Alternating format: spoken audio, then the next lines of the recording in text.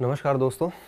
काफ़ी दिनों से विद्यार्थियों की तरफ से एक प्रश्न आ रहा था कि सर कौन सी पुस्तक पढ़ें, उसको कैसे पढ़ें और किस तरह से किताब को पढ़ें कि वो किताब हमें याद हो जाए।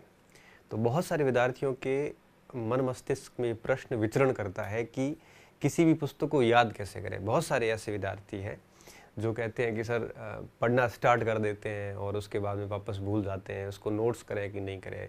तो आज मेरे दिमाग में आया कि उस प्रश्न का एक समाधान किया जाए। तो उसी विषय को लेकर मैं आज ये वीडियो बना रहा हूँ, ये सेशन अपन ले रहे हैं। मुझे पूरा विश्वास है कि ये वीडियो आपके लिए बहुत ही कारगर सिद्ध होगा। इस वीडियो को कंप्लीट देखना, एक एक चीज़ मैं अच्छे से क्लियर करूँगा कि कौन सी पुस्तक पढ़नी है आपको और किस तरह से उसको पढ़ना है कि वो बढ़िया तरीके से याद हो जाए। पूरा वीडियो देखोगे तभी सारी चीज़ें समझ पाओगे। तो बात शुरू करने से पहले मैं एक चीज़ जो क्लियर करना चाहता हूँ वो ये कि कुछ पूर्व धारणाएं होती है हमारे मन मस्तिष्क में।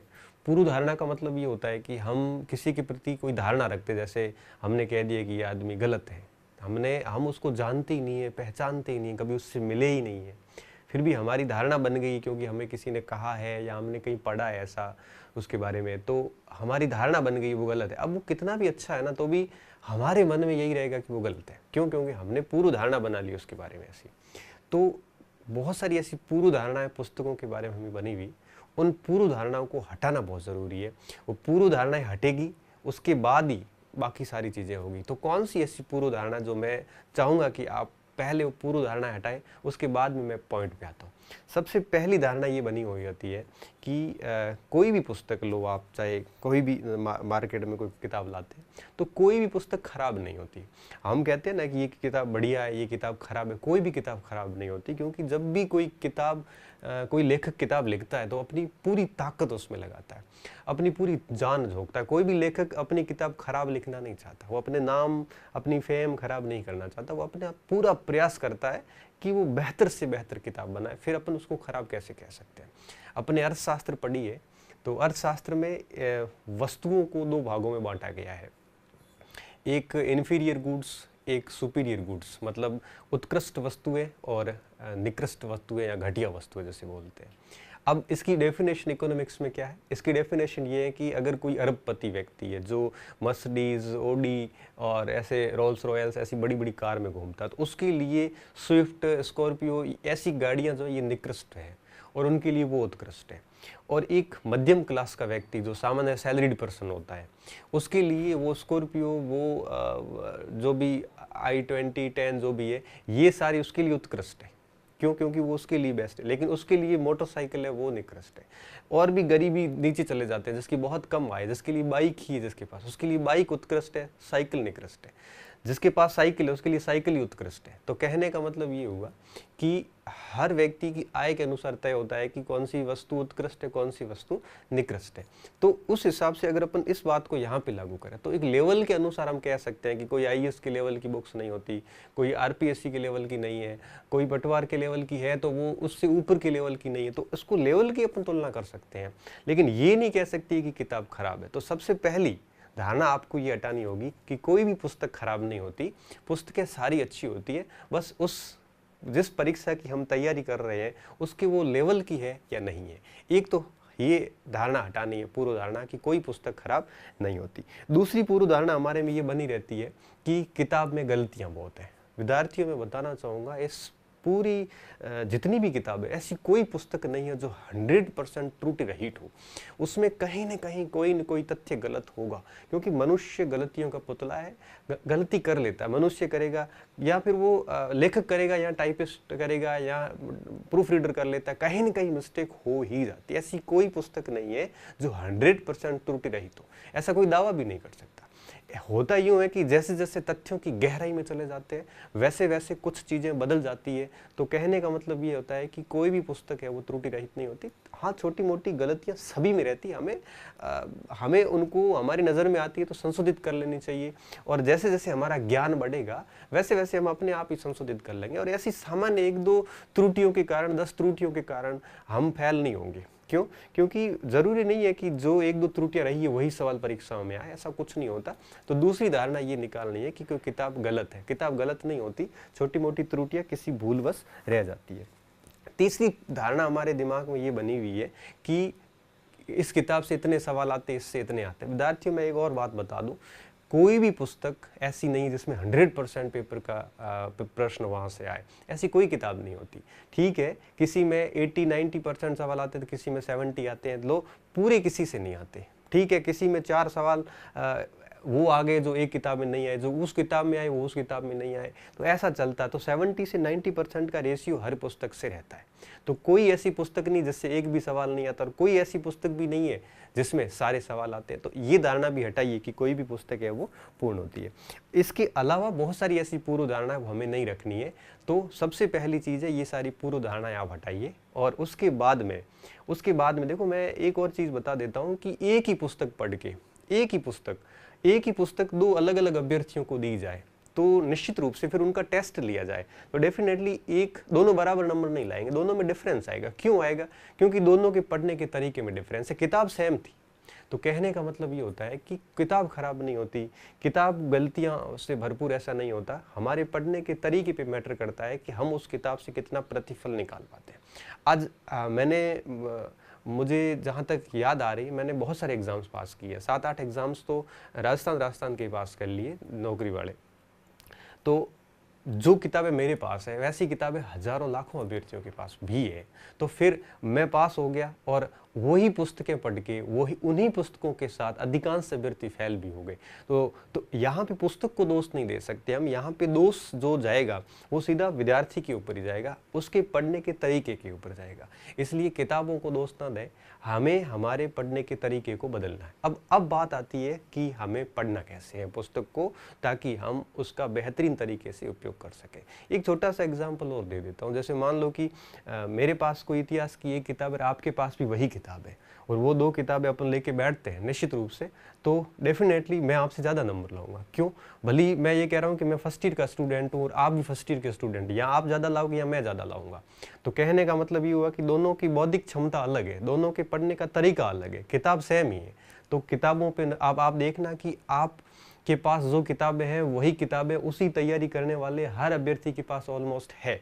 फिर भी आप देखना कि सिलेक्शन ऐसे कुछ विद्यार्थियों का होगा, अधिकांश विद्यार्थी फेल होंगे। जैसे रीट ही है, 31,000 पास होंगे, बाकी सारे फेल ही होने, लेकिन किताबें सारी सभी के पास सेम है। तो किताब को आखिर पढ़ना कैसे?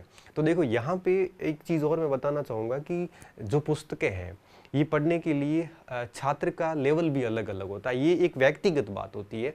जैसे कुछ विद्यार्थी बिल्कुल न्यू कमर्स होते हैं, मतलब न्यू कमर्स का मतलब ये हुआ कि जो बिल्कुल नए होते हैं इस कंपटीशन की फील्ड में, जिनको सब्जेक्ट के बारे में बहुत ज़्यादा नॉलेज नहीं होता, या यूँ कहिए कि उसने शुरू भी नहीं किया। कुछ ऐसे विद्यार्थी होते हैं जो बहुत ही मिडिल लेयर में होते हैं, जो ऐसे भी नहीं होते जिसको कुछ भी नहीं आता, और ऐसे भी नहीं होते जो बिल्कुल ही आपके स्किल्ड हो या दक्ष हो या बिल्कुल कंप्लीट कर चुके हो, सारा कोर्स है वो बढ़िया तरीके से कर चुके हो। तो 3 टाइप के स्टूडेंट मैं मानता हूँ। कुछ ऐसे होते हैं जो बहुत ही न्यू कमर्स होते हैं, जिन्होंने बिल्कुल कुछ तैयार नहीं किया है। कुछ ऐसे होते हैं जिनका सब कुछ तैयार है, बिल्कुल रेडी एकदम, और बस ये लोग इसलिए पढ़ रहे हैं कि वो अपना ज्ञान और एनरिच करें। ऐसे लोग कहीं लगे हुए होते हैं गवर्नमेंट में, या फिर लगने वाले ही होते हैं, बस अपने नॉलेज को और एनरिच करते हैं ताकि किसी बड़े एग्जाम को पास कर सके या अपने ज्ञान को और साउंड कर सके। कुछ ऐसे विद्यार्थी होते हैं, कुछ ऐसे होते हैं जिन्होंने अभी स्टार्ट ही नहीं किया, बिल्कुल शुरू करने वाले हैं, और कुछ ऐसे होते हैं जो न दक्ष होते हैं और न नए होते हैं, बीच के होते हैं। और मेरा ऐसा मानना है कि मैक्सिमम स्टूडेंट जो है वो इस श्रेणी में आते हैं, जो न न्यू कमर्स है न ओल्ड है, ये बीच के हैं। ओल्ड का मतलब यहाँ पे कंप्लीट कोर्स किया हुआ, ये बीच की जो संख्या है इनकी तादाद बहुत ज़्यादा है। मैं तीनों के बारे में अलग अलग बताता हूँ। सबसे पहले आता हूँ न्यू, जो बहुत ही नए स्टूडेंट है, जिन्होंने अभी तक चीज़ें शुरू नहीं की। सबसे पहले उसको क्या करना है, उनको हर विषय की एक एक पुस्तक लानी, उससे ज़्यादा नहीं। और बेहतर यही होता है कि आप माध्यमिक शिक्षा बोर्ड या एनसीईआरटी से स्टार्ट करोगे तो ज़्यादा फर्क पड़ेगा। क्यों? क्योंकि वहाँ पे आसान चीज़ें समझाई जाती है। तो इसलिए लोग एनसीईआरटी सजेस्ट करते हैं कि 6ठी से 12वीं तक की एनसीईआरटी अगर अपन करते हैं तो हमारा एक इतिहास, भूगोल, पॉलिटी, इकोनॉमिक्स, ये बेसिक सारा अच्छा हो जाता है। इसके बाद अपन अगर ऑथेंटिक बुक देखेंगे तो वो अपने को अच्छी तरीके से समझ में आ जाती है। तो ऐसे सामान्य चीज़ों से स्टार्ट करना चाहिए उसको। फिर करना क्या चाहिए, एक साथ मैक्सिमम एक साथ एक या दो विषय लेने चाहिए, क्योंकि नए स्टूडेंट होते हैं तो उसके लिए एक विषय ही पर्याप्त है। और मान के चलिए कि अगर 1-2 साल कोई आपके आसपास एग्जाम नहीं है तो एक विषय ही पढ़िए, और आपको लगता है कि 6-7-8 महीने बाद एग्जाम है या एक विषय में आप बोर हो रहे हैं तो कोई 2 विषय एक साथ पढ़िए, और 2 विषय के लिए कोई 2 किताबें लाइए, ज़्यादा नहीं लानी। कितनी पुस्तकें लानी है? 2 पुस्तकें ही लानी है। और जितनी ज़्यादा किताबें लाओगे उतना ही आप भ्रमित होंगे, उतना आप अपना परफॉर्मेंस बिगाड़ते जाओगे। फिर क्या करना है? फिर उस किताब के साथ क्या करना है? जैसे ही वो किताब आप लाए, उस किताब में सबसे पहले आपने पहला अध्याय निकाला। उस पहले अध्याय को निकालने के बाद आपको क्या करना है? उस अध्याय को बढ़िया तरीके से एक बार पढ़ लेना। जैसे आप अखबार पढ़ते हो ना, कोई भी खबर पढ़ते हो, उस तरह से पेंसिल लेके बैठो और पूरे के पूरे टॉपिक को अच्छी तरीके से पढ़ लो।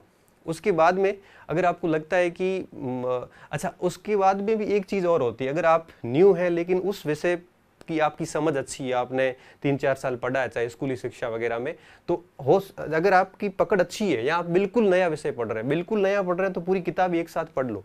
ये जैसे 20 टॉपिक है, 20 टॉपिक पढ़ के उसके बाद दोबारा उसका रिवीजन करो। तो अगर आपने थोड़ा बहुत पढ़ रखा है तो पहला पार्ट पढ़िए बढ़िया तरीके से। पढ़ने के बाद अगर पहले पढ़ रखा है तो उसी दूसरे टॉपिक को एक बार फिर वापस पढ़ लीजिए। तो दूसरी बार जब पढ़ोगे तो फिर क्या होगा? दूसरी बार जब भी पढ़ोगे तो आपको कुछ चीज़ें समझ में आनी शुरू होगी। जहाँ जहाँ समझ में आ जाता है वहाँ वहाँ आप अंडरलाइन करना शुरू कर दो। ऐसे करके आप किताब को एटलीस्ट 1 से 2 बार करिए। उसके बाद में जब तीसरी बार पुस्तक पढ़ोगे तो आपको बहुत सारी चीज़ें समझ में आनी शुरू होगी, और तीसरी बार जब पढ़ोगे तब आप किताब के मार्जिन पर साइड में लिखना भी स्टार्ट कर लो। और जब यही पुस्तक चौथी बार निकलेगी तो निश्चित रूप से आपको उस किताब के अंश याद हो जाएंगे, और यहाँ पे चौथे चरण में आप नोट्स बना सकते हैं। यहाँ पे टाइम लगता है इन चीज़ों को, लेकिन चीज़ें इतनी पक्की तरीके से काम करती है कि उसके बाद फिर दिक्कत नहीं आती है। तो ये काम किया जा सकता है न्यू कमर्स के लिए। आपको ये चीज़ें करनी है। एक किताब को कम से कम आपको 4 से 5 बार पढ़ना है और कंटिन्यू फिर उसका आपको रिवीजन करते जाना है। ठीक है? फिर इन स्टूडेंट्स को क्या करना है? इनको कम से कम 2 विषय तो एक साथ रखने ही रखने हैं, और उन 2 विषयों को क्या करना है? उन 2 विषयों को बढ़िया तरीके से तैयार करते रहना है। और आप यूं कहिए कि कम से कम आप हर टॉपिक को एक साथ ही 1-2 बार पढ़ लो, और 2-2, 3-3 बार पढ़ने के बाद आगे बढ़ोगे तो फिर आपका जल्दी हो जाएगा। आपका 2 बार मैं इसलिए कह रहा हूँ कि आपकी स्थिति इनकी जैसी नहीं है। आप पूरी किताब पढ़ो, उससे बजाय आप हर टॉपिक को 2-2 बार कंटिन्यू पढ़ते जाओ और फिर आगे बढ़ो, और फिर तीसरी बार फिर पूरी बुक ही एक साथ पढ़ लो, और चौथी बार उसमें फिर आप सॉर्ट आउट नोट्स कर सकते हैं। और इन लोगों को तो फिर क्या करना, किताब को खाली पढ़ना ही है। और ये जब लोग किताब पढ़ेंगे तो निश्चित रूप से कुछ फैक्ट नए आएंगे, उस फैक्ट को देख लेंगे, क्योंकि उनकी इमारत तो तैयार है।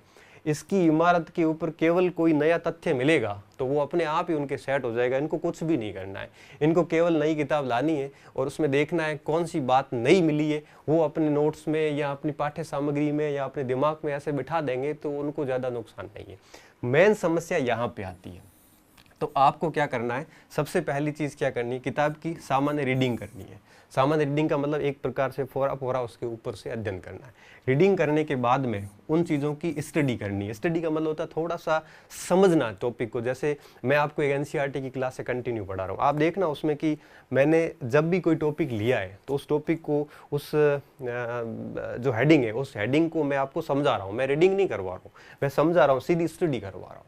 रीडिंग स्टडी के बाद में फिर क्या होता है? फिर आप इसके ऊपर थिंकिंग, मनन कर सकते हो, चीज़ों को सोच सकते हो। जैसे मान लो कालीबंगा पढ़ा आपने, कालीबंगा एक बार आप ऊपर से देख लिया, दूसरी बार फिर वापस पढ़ा तब आपने उसके नीचे अंडरलाइन कर ली, स्टडी कर ली। तीसरी बार जब पढ़ो तब उसके ऊपर सोचो, बुक बंद करके कालीबंगा के दिमाग में पूरा रिमाइंड करवाओ कि कब खोज हुई, कैसे खोज की गई, किसने की थी, इसके अंदर कौन कौन से प्रमाण मिले, इसकी क्या क्या विशेषताएं हैं, ये सारी चीज़ें आप दिमाग से सोचिए। जब आप ये सोचोगे तो बहुत सारी चीज़ें भूलोगे तो आप वापस चेक कीजिए। ऐसे आप तीसरे स्टेज पे मनन कीजिए। मनन करने के बाद में अगर आपके पास टाइम है तो आप रिटन अर्थात नोट्स भी बना सकते हैं शॉर्ट में। नोट्स हमेशा शॉर्ट में होते हैं। शॉर्ट में ऐसे नोट्स बना दो कि उस पुस्तक को वापस ना देखना पड़े। जैसे कालीबंगा में आपको लगा कि 30-40 पॉइंट है, वो मेन है, वो सारे के सारे नोट कर दो ताकि वो किताब वापस ना पढ़नी पड़े।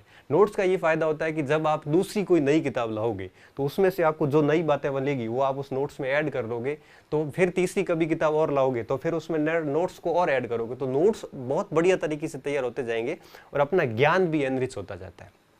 कई स्टूडेंट क्या करते हैं, स्टार्टिंग में नोट्स बनाना स्टार्ट करते हैं। ये सबसे गलत तरीका है। क्यों?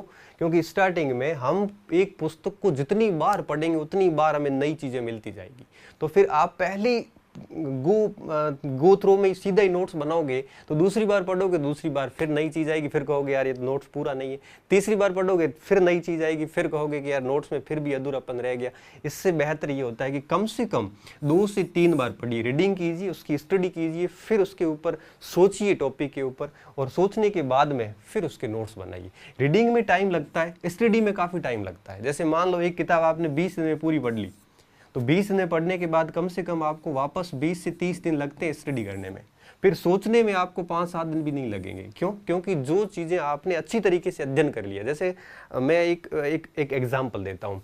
जैसे आपको मैं कहूँ कि आप मेरे बारे में मेरे बारे में कोई किताब लिखी हुई है और मैं आपको दे देता हूँ, आप उस किताब को पढ़ के मेरे बारे में जानिए। तो आप उस किताब को पूरा पढ़ोगे, मेरे बारे में जो लिखी हुई है, उसको पढ़ने के बाद आप मेरे बारे में इतना नहीं जान पाओगे जितना आप वापस मेरे बारे में स्टडी करोगे और मेरे बारे में सोचोगे कि ये है, वहाँ से है, ये करते हैं, वो करते हैं, तब आप विजुअल करोगे, तब चीज़ें अच्छे से याद होगी।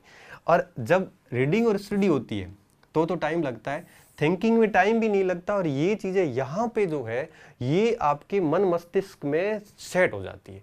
और यहाँ पे अगर हम क्या करते हैं, हम रीडिंग स्टडी तो ठीक है कर लेते हैं, फौरी पढ़ते जाते हैं, 20-20 बार पढ़ लेते हैं, लेकिन उसके ऊपर बिल्कुल नहीं सोचते। जब तक टॉपिक के ऊपर सोचेंगे नहीं, तब तक वो टॉपिक पूर्ण रूप से हमारे को फल देने वाला नहीं है। हम कहते हैं ना परीक्षा में हमारी गलती होगी, गलती नहीं है, दरअसल हमने उस टॉपिक के ऊपर कभी सोचा ही नहीं था, हमने केवल किताब पढ़ते ही गए।